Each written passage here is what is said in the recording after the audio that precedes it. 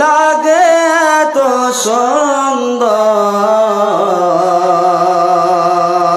এসে কোন রূপকারে সাজালো চরাচর। আজ কেন পৃথিবীটা লাগে তো সুন্দর এসে কোন রূপকারে সাজালো চরাচর এসে কোন রূপকারে সাজালো চরাচর। চারিদিকে নবরূপে করে ধরা ঝলমল সে রূপ দেখে হয় আখি দয় সুশীতল আখি দয় সুশীতল আখি দয় সুশীতল কেটে গেছে কুৎসিতে নিশীথের দ্বীপহর এসে কোন রূপকারে সাজালো চরাচর এসে কোন রূপকারে সাজালো চরাচর। আজ কেন পৃথিবীটা লাগে তো সুন্দর এসে কোন রূপকারে সাজালো চরাচর এসে কোন রূপকারে সাজালো চরাচর। বনে বনে ফোটে ফুল করে পাখি কলরব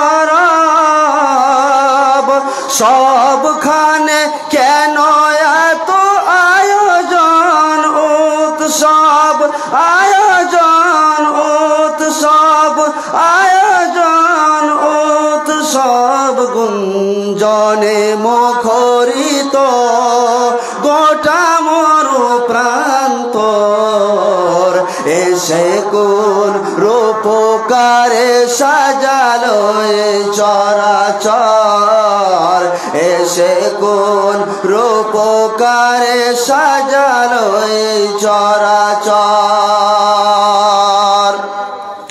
উল্লাস করে আজ সাহারার লুহাওয়ায় ফোরাতের জলরাশি কুলে কুলে উছলায় কুলে কুলে উছলায় কুলে কুলে উছলায় পর্বত চূড়া হতে নেমে আসে নির্ঝর এসে কোন রূপকারে সাজালো চরাচর এসে কোন রূপকারে সাজালো চরাচর। আজ কেন পৃথিবীটা লাগে তো সুন্দর এসে কোন রূপকারে সাজালো চরাচর এসে কোন রূপকারে সাজালো চরাচর। অগণিত ফেরেশতারা ছেড়ে সাত আসমান নেমে এসে পৃথিবীতে গাহে কার গুণগান গাহে কার গুণগান গাহে কার গুণগান করে সবে জয় ধ্বনি আল্লাহু আকবার এসে কোন রূপকারে সাজালো চরাচর এসে কোন রূপকারে সাজালো চরাচর। আজ কেন পৃথিবীটা লাগে এত সুন্দর এসে কোন রূপকারে সাজালো চরাচর এসে কোন রূপকার সাজালো এই চরাচর। শ্রদ্ধেয় ও সম্মানিত ও যোগ্যতম আজকের সভার সভাপতি সাহেব, মঞ্চে উপবিষ্ট উলামায়ে কেরামগণ, সামনে বসে থাকা ভাইরা ও বাচ্চানেরা আমার, মজলিস থেকে একটু দূরেই অবলা সরলা সুশিক্ষিতা মা বোন ও ভগ্নীগণ, সর্বপ্রথমে আমরা সেই মহান স্রষ্টার প্রশংসা করি যে মহান স্রষ্টার দয়ায় কৃপায় আজকে আমরা এই মাহফিলে আসার এবং কোরআন ও হাদিসের বাণী শোনার ক্ষমতা তিনি দিয়েছেন, তাই তিনার প্রশংসা করি। সকলে পড়ি আলহামদুলিল্লাহ। তারপরে পরে আমাদের নবী, বিপ্লবী সামাজিক নেতা, বিশ্ব শান্তির অগ্রনায়ক মুহাম্মদ সাল্লাল্লাহু আলাইহি ওয়াসাল্লাম, তিনার প্রতি দরুদ ও শান্তির ধারা অবতীর্ণ হোক। আল্লাহুম্মা আমিন। আল্লাহুম্মা সাল্লি আলাইহি, আল্লাহুম্মা বারিক আলাইহি। আজকে আমি আপনাদের সম্মুখে যে বিষয়টিকে নিয়ে আলোচনা করতে চাই তার নাম হচ্ছে শিরক। শিরক আর শিরকাত ও শারকাত, এটি হচ্ছে সমার্থক বোধক শব্দ, যার অর্থ হচ্ছে দুটি শরীকের সংমিশ্রণ। শিরক এর শাব্দিক অর্থ হচ্ছে অংশীদার স্থাপন করা। এর পারিভাষিক সংজ্ঞা হচ্ছে আল্লাহ রাব্বুল আলামিনের যে হক রয়েছে, যে অধিকার রয়েছে, সে আল্লাহর হকে বা অধিকারে কাউকে অংশ স্থাপন করে দেওয়া, এর নাম হচ্ছে শিরক। শিরক পৃথিবীতে সবচেয়ে বড় পাপ। শিরক এমন একটা গুনাহ নাম যে আপনার শিরক করলে পার্থিব জীবনে আপনি যেগুলো সব কর্ম করেছিলেন সেই কর্মগুলো সব নষ্ট হয়ে যায়। শিরক হচ্ছে পৃথিবীতে সবচেয়ে বড় মহাপাপ। সেই সম্পর্কে মহান আল্লাহ রাব্বুল আলামিন কোরআন পাকের মধ্যে বলছেন যে লুকমান আলাইহিস সালাম তার ছেলেকে উপদেশ দিতে গিয়ে বলছেন যে হে আমার আদরের সন্তান, ইয়া বুনাইয়া, হে আমার আদরের সন্তান, লা তুশরিক বিল্লাহ, হে আমার আদরের সন্তান, তুমি যতদিন পৃথিবীতে বেঁচে থাকবে কখনোই আল্লাহর সাথে শরীক করবে না, অর্থাৎ শিরকের মতো পাপের কাজে লিপ্ত হবে না বেটা। কেন? ইন্না শিরকা লাযুলমুন আযীম, কারণ হচ্ছে নিশ্চয় শিরক এমন একটা বড় পাপ, শিরক এমন একটা মহাপাপ, শিরকের ভিতরে এমন একটা বীজ ঢুকানো হয়েছে যে শিরক হচ্ছে পৃথিবীতে সবচেয়ে বড় পাপ, সবচেয়ে বড় মহাপাপ। শিরক করলে আপনার ক্ষতি কোথায়? মহান আল্লাহ রাব্বুল আলামিন শিরক করলে তিনটি ক্ষতির কথা কোরআন পাকের মধ্যে মহান আল্লাহ রাব্বুল আলামিন বলেছেন। কি বলেছেন? ইন্নাহু মান ইউশরিক বিল্লাহি, কোরআন পাক বলছেন হে ঈমানদারগণেরা শুনো, তোমাদের মধ্যে যে সমস্ত মানুষেরা আল্লাহর সাথে শিরক করল, অর্থাৎ শিরকের মতো এত ভয়াবহ কাজে যারা লিপ্ত হয়ে গেল, যদি শিরক তোমাদের মধ্যে কেউ করে নাই তাহলে তার তিনটে ক্ষতি। প্রথম নম্বরে হলো ফাকাদ হারামাল্লাহু আলাইহিল জান্নাহ, শিরক করার কারণে আল্লাহ রাব্বুল আলামিন ওই মানুষটার উপরে জান্নাত খানা হারাম করে দেন। অর্থাৎ শিরকের মতো কাজ করলে জান্নাত তার উপরে কি হয়ে যায়? হারাম হয়ে যায়। অর্থাৎ সেই মানুষটা আর জীবনেও জান্নাতে যাবে না। এটা হচ্ছে প্রথম নম্বর ক্ষতি। দ্বিতীয় নম্বর ক্ষতি কোথায়?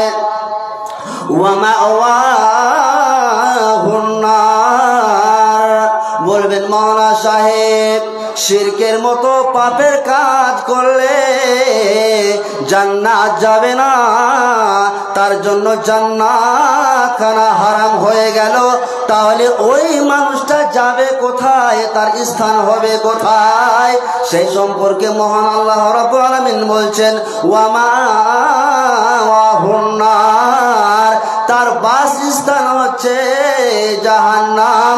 অর্থাৎ সেই লোকটা শিরক করার কারণে জাহান্নামে যাবে। তৃতীয় নম্বরে ক্ষতি কোথায়? ওয়ামা লিয-যালিমিনা মিন আনসার, অর্থাৎ শিরকের মতো পাপের কাজ করার কারণে কিয়ামতের দিনে ভয়াবহ সেই কিয়ামতের মাঠে শিরকের মতো কাজ করার কারণে অর্থাৎ মুশরিককে কেউ সাহায্য করবে না। জি, শিরক এমন একটা পাপের কাজ বা শিরকের ভিতরে এতটা বিষাক্ত জিনিস রয়েছে, স্বয়ং আল্লাহ রাব্বুল আলামিন নবী মুহাম্মদ সাল্লাল্লাহু আলাইহি ওয়াসাল্লামকে সম্বোধন করে বলছেন, হে নবী মুহাম্মদ শুনুন, ওয়ালাকাদ উহিয়া ইলাইকা ওয়া ইলাল্লাযিনা মিন ক্বাবলিকা, হে নবী মুহাম্মদ শুনুন, তোমার প্রতি এবং তোমার পূর্ববর্তী মানুষদেরকে জানিয়ে দেওয়া হয়েছে।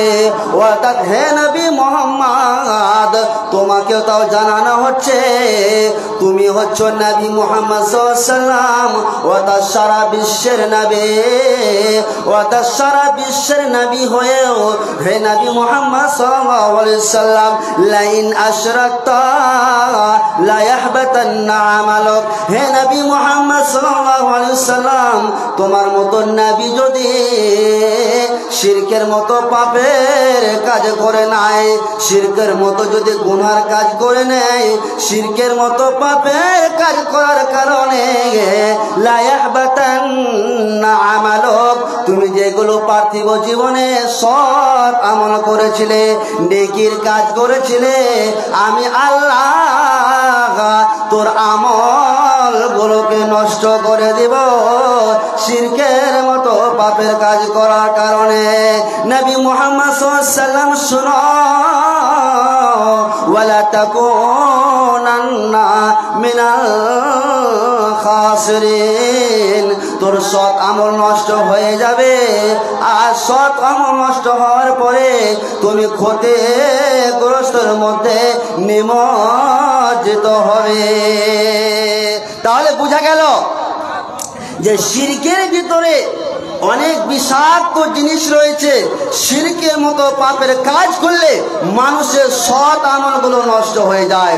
মহান আল্লাহ রাব্বুল আলামিন কোরআন পাকের মধ্যে বলছেন, ওয়ালাউ আশরাকু লাহাবিতা আনহুম মা কানু ইয়ামালুন। শুনো বান্দারা, শিরক এমন একটা পাপের কাজ, তোমরা যদি সে শিরকের মতো পাপের কাজে জড়িত হয়ে যাও, তাহলে লাহাবিতা আনহুম মা কানু ইয়ামালুন, তোমরা যেগুলো সৎ কর্ম করেছিলে, নেকির কাজ করেছিলে, শিরকের মতো পাপের কাজ করার কারণে তোমার সৎ আমলগুলো সব নষ্ট হয়ে যাবে।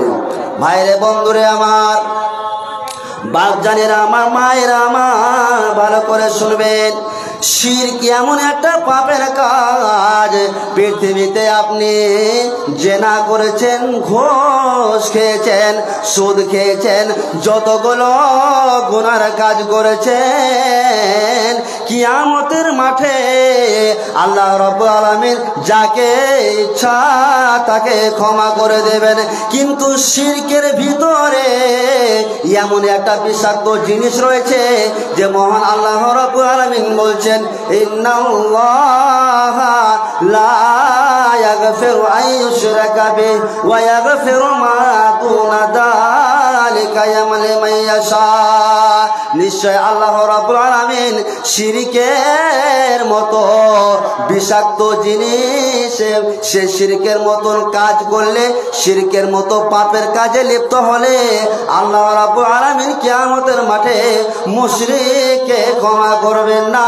কিন্তু শিরক ছাড়া যতগুলো পাপ রয়েছে আল্লাহ যাকে চান ক্ষমা করে দেবেন। জি, বাপজানেরা আমার, শিরকের ভিতরে কতটা ভয়াবহতা রয়েছে সেই সম্পর্কে অনেক হাদিস রয়েছে। দেখা যাক আমি কয়েকটা হাদিস আলোচনা করতে পারি কিনা। আপনাদের প্রথম নম্বর একটা হাদিস তুলে ধরি। রাবি হচ্ছেন হযরত আব্দুল্লাহ ইবনে মাসউদ রাদিয়াল্লাহু তাআলা আনহু। উনি বলছেন, এক সময় একজন ব্যক্তি এসে নবী সাল্লাল্লাহু আলাইহি সাল্লামকে জিজ্ঞেস করলেন, ইয়া রাসূলুল্লাহ সাল্লাল্লাহু আলাইহি সাল্লাম, আইয়ু যামবি আকবারু ইনদাল্লাহ, হে আল্লাহর রাসূল আপনি বলুন পৃথিবীতে আমরা যেগুলো পাপের কাজ করি, যেগুলো আমরা গুনার কাজ করি, সে পাপ কাজের মধ্যে হতে সবচেয়ে আল্লাহর কাছে কোনটা পাপ মহাপাপ বলে নির্বাচিত, সবচেয়ে আল্লাহর কাছে কোনটা পাপ সবচেয়ে বেশি ভয়ানক? আইয়ু যামবি আকবারু ইনদাল্লাহ, আল্লাহ রাব্বুল আলামিনের নিকটে সবচেয়ে বড় পাপ কোনটি আল্লাহ রাসূল জানতে চায়। নবী সাল্লাল্লাহু আলাইহি সাল্লাম, আসসালামু আলাইকুম। কমিটির কাছে আমার আবেদন, আপনারা ইস্তাকবালের বাড়ির সামনে একটা বাঁশ দিয়ে বাইক চালকদের একটু বাধা দিন। এখানে বিশৃঙ্খলা হচ্ছে। যারা বাইক নিয়ে আসছে, মোটরসাইকেল নিয়ে আসছে, তাদেরকে বাধা দেওয়ার জন্য হাজি ইস্তাকবালের বাড়ির সামনে একটা বাঁশ দিয়ে ঘিরে দিন। এইদিকে আসতে দেবেন না। বাইকে যারা নিয়ে আসছে তাদেরকে ওই রাস্তা দিয়ে যেতে বলুন। এখানে বিশৃঙ্খলা হচ্ছে, নচেত আল্লাহ যাত্রা বন্ধ করে দেয়। এর থেকে ভালো হবে। হাদিস করা অত সহজ নয়, করে বেড়ায় না। ইয়ার্কি মারবে দেবে এখানে এসে আর হাদিস করার আলোচনা হবে। ঠিক একটু লজ্জা করা উচিত। যারা আসছেন তারা একটু লজ্জা করা উচিত। বাধা দেওয়ার পরেও এখানে চলে আসছে, বাধা দিচ্ছে। আশা করি আমি অন্যের ধর্মের যদি এরকম বাধা দেওয়া হতো, একটা কথা বললে যথেষ্ট ছিল।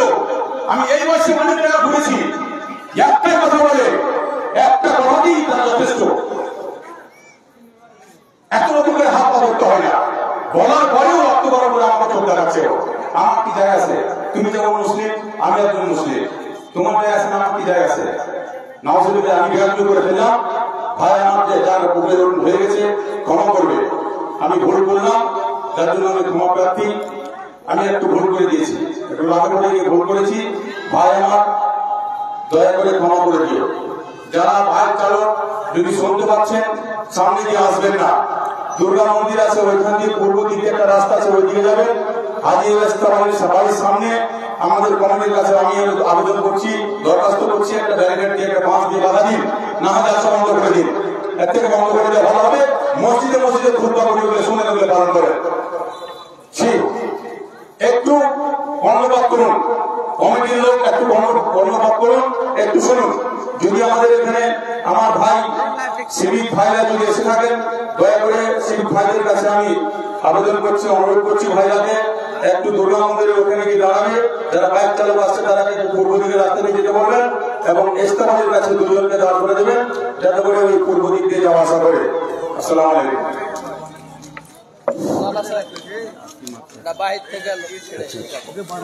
তাহলে সেই ব্যক্তি নবী সাল্লাল্লাহু আলাইহি সাল্লামকে কি প্রশ্ন করলেন? আইয়ু যামবি আকবারু ইনদাল্লাহ, হে আল্লাহর রাসূল আল্লাহ রাব্বুল আলামিনের নিকটে সবচেয়ে বড় পাপ কোনটি?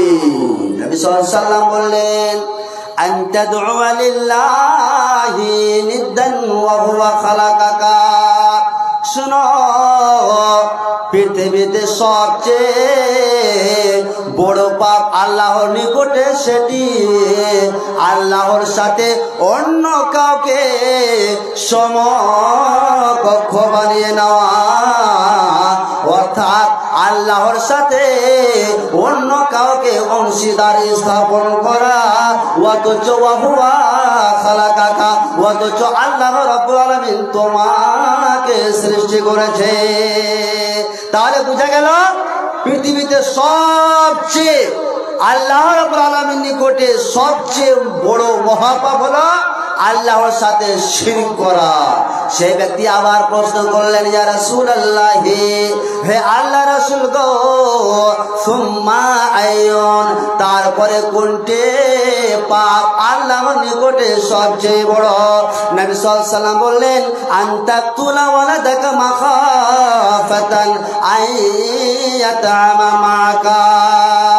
শুনো, পৃথিবীতে আল্লাহ রাব্বুল আলামিনের নিকটে দ্বিতীয় মহাপাপ হলো তোমার সন্তানকে হত্যা করে দেওয়া, এই ভয়ে যে তুমি তোমার সাথে তোমার সন্তান খাবে, অর্থাৎ সন্তান নিলে দারিদ্র্যের ভয় দেখা দেবে, এই বলে যদি কেউ সন্তানকে হত্যা করে দেয়, এটাই হলো আল্লাহর নিকটে দ্বিতীয় মহাপাপ।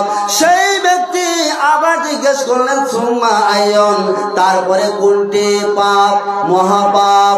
নবী সাল্লাল্লাহু আলাইহি ওয়াসাল্লাম বললেন, আনতুজানিয়া হালিলাতা জারিকা, প্রতিবেশীর স্ত্রীর সাথে ব্যভিচারে লিপ্ত হওয়া, এটা তৃতীয় মহাপাপ আল্লাহর নিকটে। জি বাবারা আমার, কি বুঝতে পারলাম? যে আল্লাহর সাথে শিরক করা, এটা হচ্ছে আল্লাহর নিকটে সবচেয়ে বড় মহাপাপ। আমি এবার আপনাদের কাছে আসি যে আমরা শিরক করি কিনা, শিরক আপনারা করছেন কিনা, সেই সম্পর্কে আমি কয়েকটা আপনাদের হাদিস শোনাই। এই পাপের কাজে আপনি আমি লিপ্ত আছি কিনা। প্রথম নম্বর হলো, এখন বর্তমানে যেটা শিরকের কাজ অহরহ দেখা যায়, সেটা হলো কি? শরীরে তাবিজ ঝুলানো। জি, আপনাকে অসুখ হয়েছে, আপনি ডাক্তারকে দেখালেন, ভেলোরে গেলেন, মালদা গেলেন, ওখানে গেলেন, সব জায়গায় গেলেন, শেষ পর্যায়ে আপনার প্রতিবেশী বলে ফেললো যে ভালো হবে না, কাজ করো, অমুক কবিরাজের কাছে চলে যাও। সে কি করবে?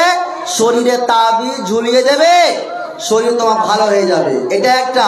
দ্বিতীয় কথাটা হলো, কিছু কিছু আলেম ওনারা বলছেন যে কোরআনের আয়াত লিখে শরীরে লটকে দিলে এটা জায়েজ আছে। এটা জায়েজ আছে? কখনো জায়েজ নয়।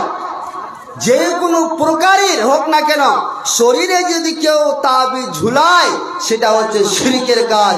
হাদিসটি বর্ণনা করছেন হযরত উকবা ইবনে আমির রাদিয়াল্লাহু তাআলা আনহু। উনি বলছেন, أن رسول الله صلى الله عليه وسلم أقبل إليه رهطون। নবী সাল্লাল্লাহু আলাইহি ওয়াসাল্লামের কাছে এক সময় 10 জনের একটি জামাত আসলো।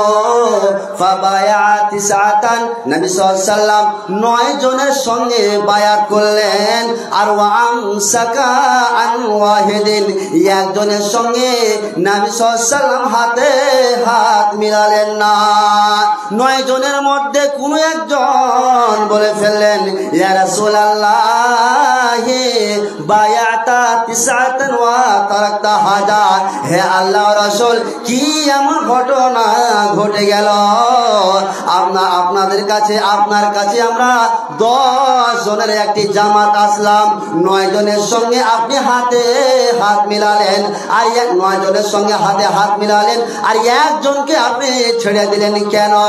নবী সাল্লাল্লাহু আলাইহি ওয়াসাল্লাম বললেন, শুনো, ইন্না আলাইহি তামিমাতান, তার শরীরে তাবিজ ঝোলানো রয়েছে।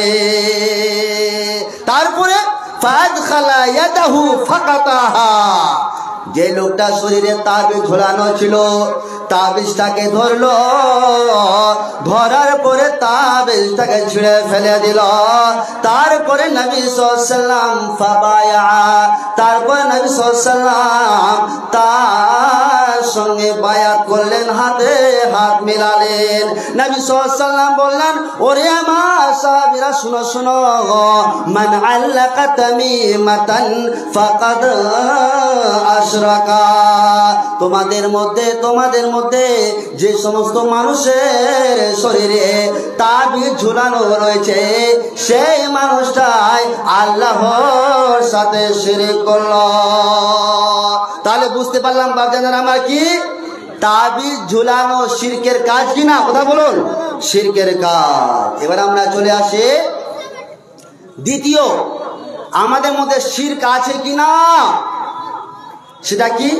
আপনার মেয়ের বিয়ে দিয়েছেন, স্বামী বা আপনার জামাই আপনার মেয়েকে গালি দেয়, মারে, এইবার আপনি কবিরাজের কাছে চলে গেলেন, মৌলভী সাহেব বা কবিরাজ সাহেব, আমার মেয়েকে আমার জামাই ভালোবাসে না, তো ভালোবাসা কিভাবে বেশি বৃদ্ধি পাবে তার জন্য আপনি তাবিজ দেন। এটা হয় কি হয় না, কথা বলুন।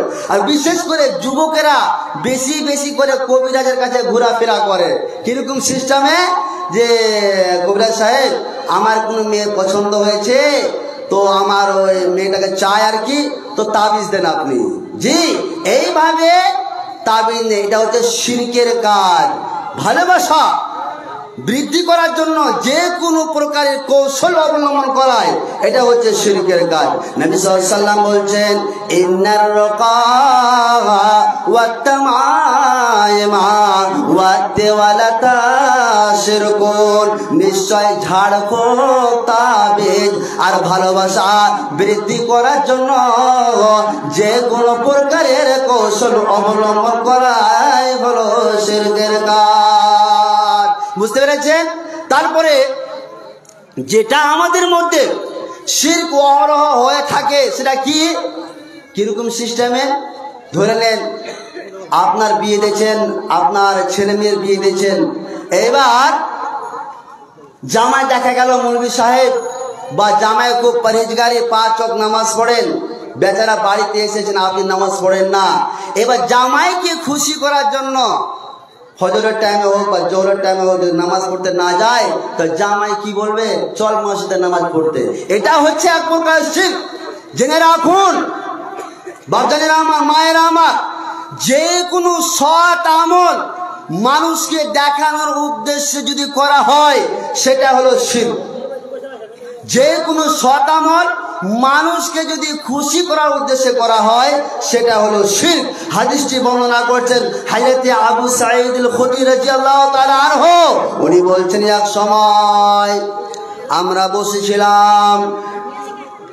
বসে থেকে ওয়া নাহনু নাতাজাকারু মাসিহ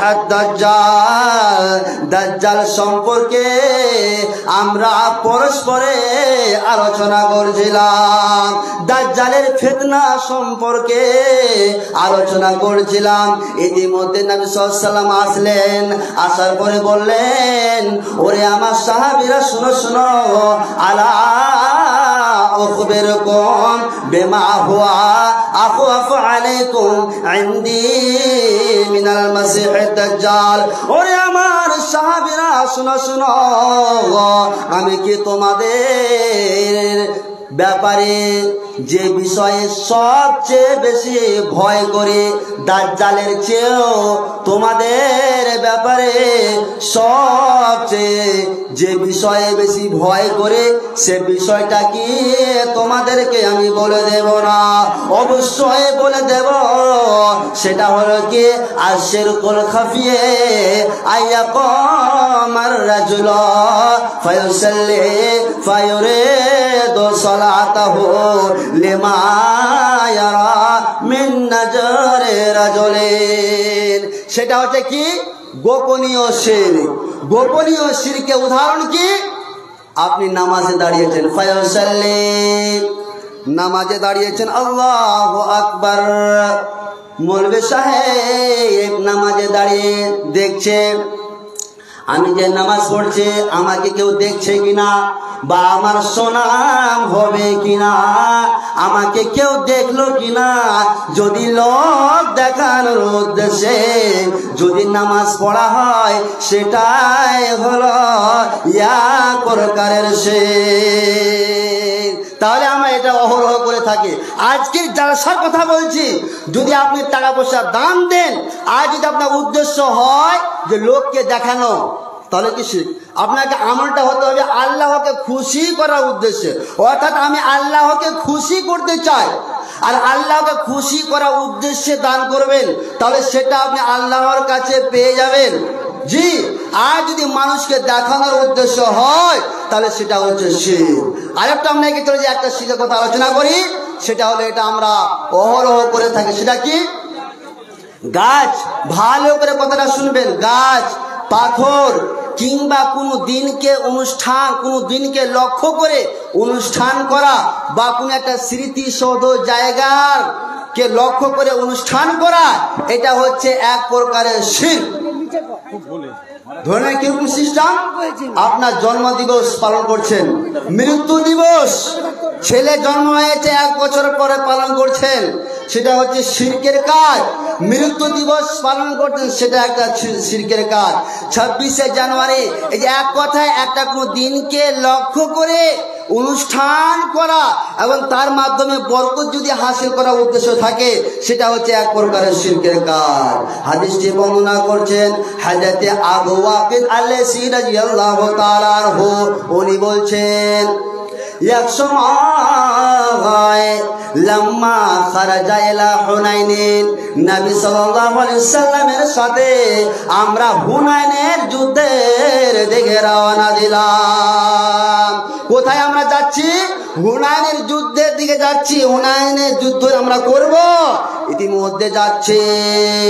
ভাইরে বন্ধুরে, মারে খালারে বন্ধুরে আমার, হযরতে আবু ওয়াকিদ আল-লাইসি বলছেন, এমন একটা সময় হয়ে গেল, হুনাইনের যুদ্ধের দিকে যাচ্ছে, এমন একটা রাস্তার পার্শ্ব দিয়ে যাচ্ছে, মাররা বিশাজারাতিন লিল মুশরিকিন, যে ওই রাস্তার পাশে একটা মুশরিকিনদের গাছ রয়েছে, পৌত্তলিকদের গাছ রয়েছে, এবং সেই গাছে মুশরিকিনরা কি করে, ইউআল্লিকুনা আলাইহা আসলিহাতাহুম, মুশরিকিনরা ওই গাছের চারপাশে বসে যায়, আর চারপাশে বসে গিয়ে তাদের সামানগুলোকে, তাদের সমরাস্ত্রগুলোকে গাছে ঝুলিয়ে দেয়।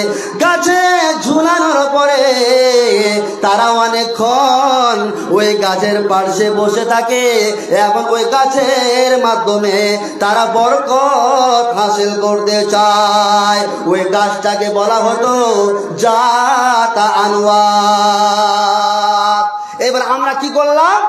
আমরা বলে ফেললাম, ইয়া রাসূলুল্লাহ সাল্লাল্লাহু আলাইহি সাল্লাম, হে আল্লাহ রাসূল গো, ইজআল লানা জাতা আনওয়াতিন কামা লাহুম জাতু আনওয়াত। হে আল্লাহ রাসূল গো, মুশরিকিনদের যেরকম একটা নির্দিষ্ট গাছ রয়েছে, তারা সেখানে বসে বরকত হাসিল করে, সেই রকমই ওই গাছটার মতো আমাদের জন্য একটা গাছ বানিয়ে দেন, আমরা ওই গাছে গিয়ে বসবো এবং ওই গাছের মাধ্যমে বরকত হাসিল করব। নবী সাল্লাল্লাহু আলাইহি সাল্লাম বললেন, ওরে আমার সাহাবীরা শোন, সুবহানাল্লাহ, আল্লাহর কসম করে বলছি, তোমরা আজকে এমন একটা কথা বলেছো যে কথাটা কামা কালা কওম মুসা, যে কথাটা মুসা আলাইহিস সালামের দল, মুসা আলাইহিস সালামের জাতি মুসা আলাইহিস সালামকে বলেছিল। কি কথাটা বলেছিল? মুসা আলাইহিস সালাম যখন তাওহীদের দাওয়াত দিচ্ছিলেন, সে সময়ে মুসার কওমেরা মুসাকে বলে ফেলল, ইয়া মুসা ইজআল লানা ইলাহান কামা লাহুম আলিহাতান, হে মুসা গো, যেরকম মুশরিকিনদের মাবুদ রয়েছে, কাফেরগণের মাবুদ রয়েছে, অর্থাৎ মূর্তি রয়েছে, সে মূর্তিতে সে কাফেররা যায়, ওখানে গিয়ে সাজদা করে, তো হে মুসা নবী, আমাদের জন্য তাও একটা মূর্তিকে বানিয়ে দেন এবং আমরা সে মূর্তির সামনে ওখানে গিয়ে আমরাও সাজদা করব। অর্থাৎ লাকাদ কানা মান ক্বাবলাকুম সুন্নাতারে, তোমরা এমন কথা বলেছো যেটা হচ্ছে পূর্ব দিনের নীতি কথা, পূর্ববর্তীদের কথা, কাজে এইটা আমল করা যাবে না। জি, নবী সাল্লাল্লাহু আলাইহি সাল্লাম এক সময় কবিরা গুনাহগুলো বর্ণনা করছেন। কবিরা গুনাহগুলো বর্ণনা করতে গিয়ে নবী সাল্লাল্লাহু আলাইহি ওয়াসাল্লাম বলে ফেলছেন আল কাবাইরু, কবিরা গুনাহগুলো হলো আল ইশরাকু বিল্লাহ, আল্লাহর সাথে শিরক করা, ওয়া উকুকুল ওয়ালিদাইন, পিতা মাতার অবজ্ঞ হওয়া, ওয়া কাতলুন নাফসে, মানুষকে হত্যা করা, ওয়াল ইয়ামিনুল গামুস, মিথ্যা কসম খাওয়া। হাজরতে আনাসে বর্ণনা এসেছে যে ওয়াল ইয়ামিনুল গামুস, মিথ্যা কসম খাওয়ার জায়গাতে ওয়া শাহাদাতু জুর, মিথ্যা সাক্ষী দেওয়া, এগুলো হচ্ছে কবিরা গুনাহ। বাপজানেরা, আমরা যেটা বলতে চাইছিলাম, সর্বপ্রথম যেটা পাপের কথা বলেন সেটা কি? শিরক করা। সবচেয়ে বড় পাপ হচ্ছে শিরক করা। জি, হাদিসটি বর্ণনা করছেন আবু হুরায়রা রাদিয়াল্লাহু তাআলা আনহু। উনি বলছেন এক সময় নবী সাল্লাল্লাহু আলাইহি ওয়াসাল্লাম বলে ফেললেন, ওরে আমার সাহাবীরা শুনো, পৃথিবীতে 7টা এমন পাপের কাজ রয়েছে, 7টা এমন পাপের কাজ রয়েছে, গুনার কাজ রয়েছে। সেই 7টি কাজের মধ্যে যদি কোনো একটা কাজ করে ফেলে, নবী সাল্লাল্লাহু আলাইহি ওয়াসাল্লাম বলেছেন যে ইজতানিবুস সাবআল মুবিকাত। ওরে আমার সাহাবীরা শুনো শুনো, ওরে আমার উম্মতিরা শুনো শুনো, পৃথিবীতে 7টি পাপের কাজ রয়েছে, যে পাপের কাজগুলো করলে পার্থিব জীবনেও ধ্বংস হতে হবে এবং আখিরাতেও ধ্বংস হতে হবে। সে 7টি ধ্বংসকারী পাপ কি আপনাদের জানার ইচ্ছা হয় না? ইচ্ছা হচ্ছে?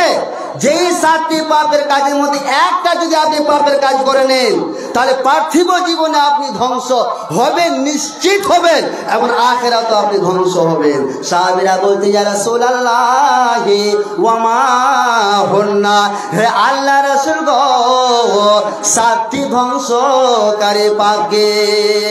নবী সাল্লাল্লাহু আলাইহি ওয়াসাল্লাম বলছেন, প্রথম নম্বরে আশিরকু বিল্লাহি, প্রথম নম্বরে হচ্ছে আল্লাহর সাথে শিরক করা। দ্বিতীয় নম্বরে হচ্ছে আসিহরু, জাদু করা। তৃতীয় নম্বরে হচ্ছে ওয়া কাতলুন নাফসিল্লাতি হারামাল্লাহু ইল্লা বিল হক, কোন মানুষকে অন্যায়ভাবে হত্যা করা। তবে এক মুসলমান আরেক মুসলমানকে হত্যা করতে পারে, দিন সিদিন মানুষকে। প্রথম নম্বরে হচ্ছে যদি কোনো ছেলে বা মেয়ে বিবাহিতা হয়, আর বিবাহিতা হওয়ার পরে যদি জেনার কাজ করে নেয়, নবী সাল্লাল্লাহু আলাইহি ওয়াসাল্লাম বলছেন তাকে হত্যা করে দাও। তার কারণ বিবাহিতা একটা মেয়ে আর বিবাহিতা একটা পুরুষ যদি এই পাপের কাজ করে নাই, জেনার মতো নিকৃষ্ট কাজ করে নাই, তাহলে ওই লোকটা দুনিয়াতে আর বাঁচার অধিকার নেই।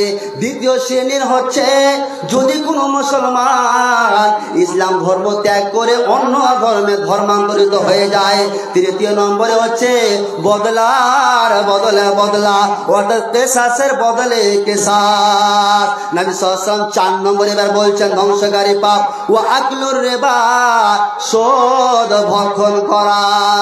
যদি কেউ সুদ খায়, সুদের পাপ কতটা, সুদের মতো পাপের কাজ করলে কতটা এর ভয়ানক শাস্তি রয়েছে।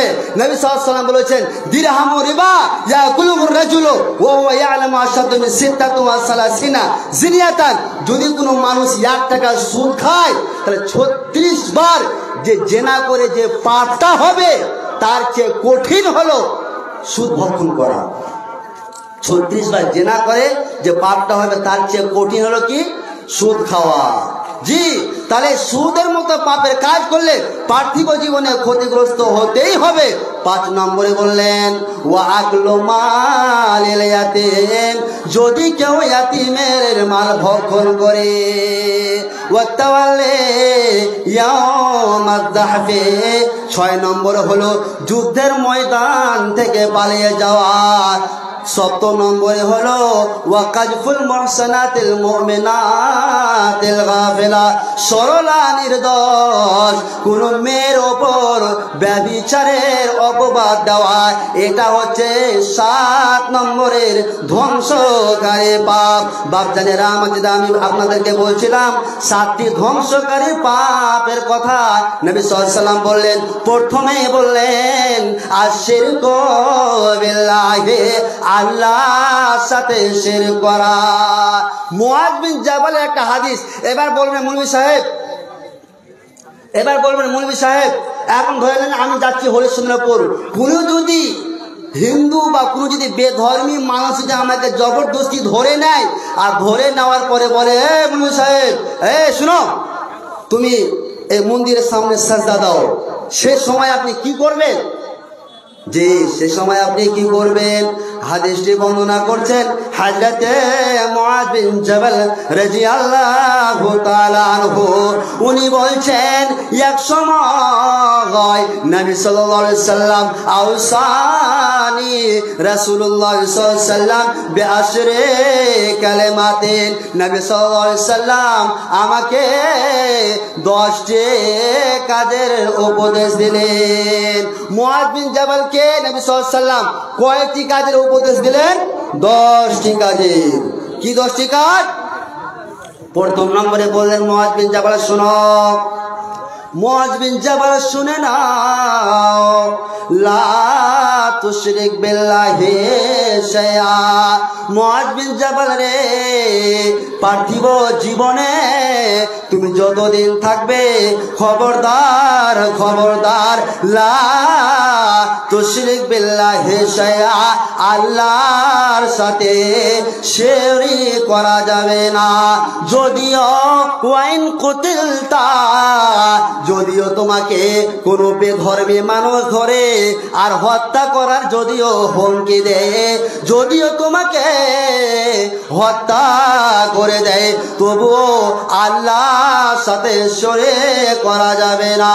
ওয়া হররতা, অথবা যদি কোনো মুশরিকিনেরা বেধর্মী মানুষেরা তোমাকে যদি জ্বালানোর হুমকি দেয়, অথবা তোমাকে জ্বালিয়ে পুড়িয়ে যদি ছাই করে দেয়, তবুও আল্লাহর সাথে শিরক করা যাবে না। 10টি কাজের উপদেশ দিলেন। প্রথম নম্বর কি বললেন? আল্লাহর সাথে শরীক করা যাবে না। আল্লাহর যে হক রয়েছে, আল্লাহর যে অধিকার রয়েছে, অন্য কাউকে অংশ স্থাপন করা যাবে না। শিরক এমন একটা ভয়াবহ কাজ, নবী সাল্লাল্লাহু আলাইহি ওয়াসাল্লাম বলেছেন মাম্মাতা ইউশরিক বিল্লাহি শাইআ, তোমাদের মধ্যে যদি কোনো মানুষ শিরকের মতো কাজে লিপ্ত হয়ে যায় আর শিরকের মতো পাপের কাজ করে যদি মারা যায়, নবীজি বলেছেন দাখালান নার, ওই লোকটা জাহান্নামে যাবে। তাহলে শিরক আপনাকে কোথায় নিয়ে যাবে? জাহান্নামে নিয়ে যাবে। নবীজি বলেছেন ওমা মাতা লা ইউশরিক বিল্লাহি শাইআ দাখালাল জান্নাহ, যদি শিরকের মতো কাজ যদি কেউ না করে যদি মারা যায়, কোথায় যাবে? জান্নাতে যাবে। হযরত আনাসের এই হাদিসটা বলে আমার বক্তব্য করছি। হযরত আনাস রাদিয়াল্লাহু তাআলা আনহু বলছেন যে নবী সাল্লাল্লাহু আলাইহি ওয়াসাল্লাম বলেছেন যে মহান আল্লাহ রাব্বুল আলামিন বলেন, কি বলেন?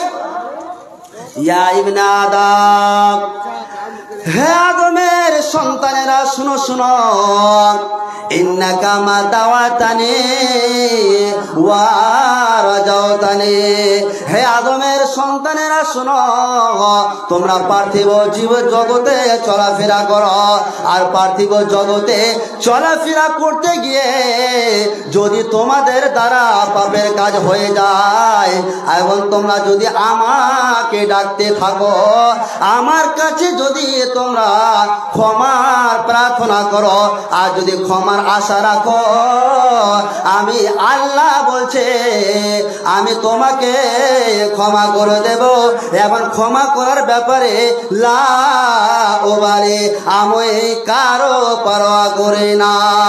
আল্লাহ রাব্বুল আলামিন দ্বিতীয় বাক্য বলছেন, ইয়া ইবনে আদম, হে আদমের সন্তানেরা, তোমরা পার্থিব জগতে চলাফেরা করো।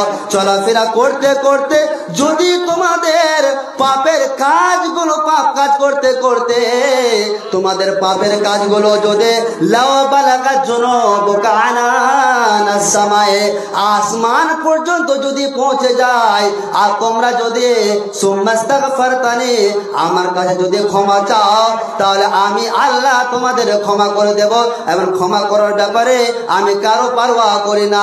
ইয়া ইবনে আদম শুনো, ইন্নাকা লাও আতাইতানি বিকুরাবিল আরদি খাতায়া সুম্মা লাকিতানি লা তুশরিক বি শাই। হে আদম সন্তানেরা শুনো, তোমরা পৃথিবীতে পাপ করতে করতে করতে করতে এমন পাপের কাজ করেছো যে পৃথিবীর সমপরিমাণ হয়ে গেছে, এবং তুমি আমার সাথে যদি সাক্ষাৎ করো, দেখা করো, লা সুম্মা লাকিতানি লা তুশরিক বি শাই, শিরকের মতো যদি পাপের কাজ না করে থাকো, তাহলে আতাইতুকা বিকুরাবিহা মাগফিরাতান, আমি পৃথিবীর সমপরিমাণ ক্ষমা নিয়ে তোমার কাছে উপস্থিত হব। কাজে বাপদানেরা আমার, এখান থেকে আমরা বক্তব্য বৃদ্ধি করছি।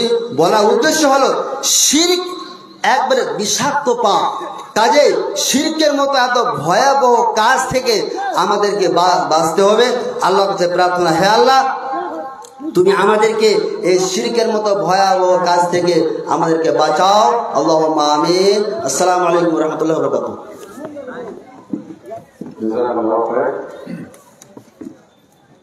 সুন্দর বক্তব্য রাখছিলেন,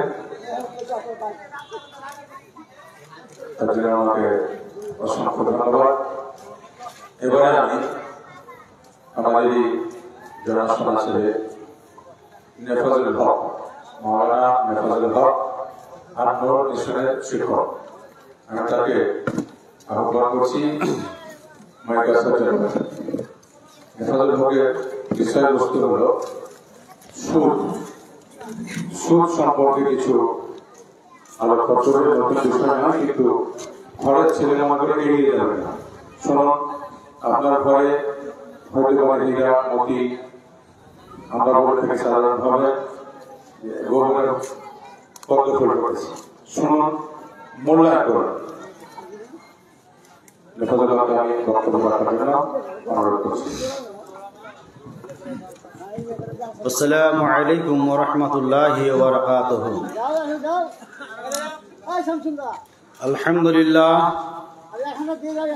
আলহামদুলিল্লাহ নাহমাদুহু ওয়া নাস্তাঈনুহু ওয়া নাস্তাগফিরুহু ওয়া নু'মিনু বিহি ওয়া নাতাওয়াক্কালু আলাইহি ওয়া না'উযু বিল্লাহি মিন শুরুরি আনফুসিনা ওয়া মিন সাইয়্যাতি আ'মালিনা। من يهده الله فلا مضل له ومن يضلله فلا هادي له واشهد ان محمدا عبده ورسوله اما بعد اعوذ بالله من الشيطان الرجيم بسم الله الرحمن الرحيم يا ايها الذين امنوا اتقوا الله وذروا ما بقي من الربا إن كنتم مؤمنين فإن لم تفعلوا فعجنوا بحرب من الله ورسوله. وقال الله تعالى في معجز آخر وأحل الله البيع وحرم الربا. وقال النبي صلى الله عليه وسلم لا يدخل الجنة جسد قضي بحرام. وقال النبي صلى الله عليه وسلم لعن الله أكل الربا ومعقله وشاهده وقاتبه وقال هم سواء. শ্রদ্ধেয় যোগ্যতময় আজকের সভাপতি ও সামনের বসে